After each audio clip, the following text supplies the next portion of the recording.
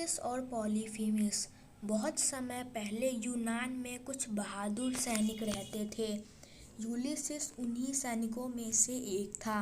एक बार युद्ध के बाद वे जब समुद्री रास्ते से शहर की ओर वापस लौट रहे थे, तो वे रास्ता भटककर किसी अन्य देश में पहुंच गए।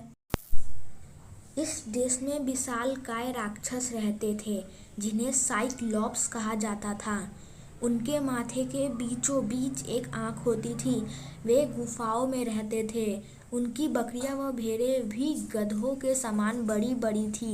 एक दिन एक भयानक राक्षस पॉलीफेमिस ने यूलिसिस और उनके साथियों को अपनी गुफा में बंद कर दिया।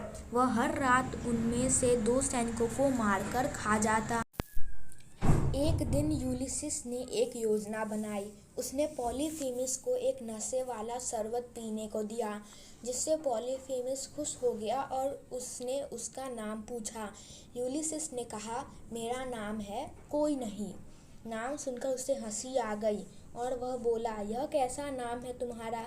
मैं तुमसे खुश हूँ और तुम्हें सबसे अंत में मारूंगा। यह कहकर वह सो गया। उसके सोने के बाद यूलिसिस ने एक लकड़ी लेकर उसकी आंख में घुसा दी। वह दर्द से बेहाल होकर चिल्लाने लगा। उसकी आवाज़ सुनकर अन्य राक्षस गुफा के पास आ गए। गुफा बंद थी, इसलिए उन्होंने बाहर से ही पूछा, क्या हुआ? वह बोला, मुझे कोई नहीं मार रहा है। उसकी बात सुनकर सारे राक्षस वहाँ इसलिए चले गए क्योंकि उन्होंने सोचा कि उसे कोई नहीं मार रहा है।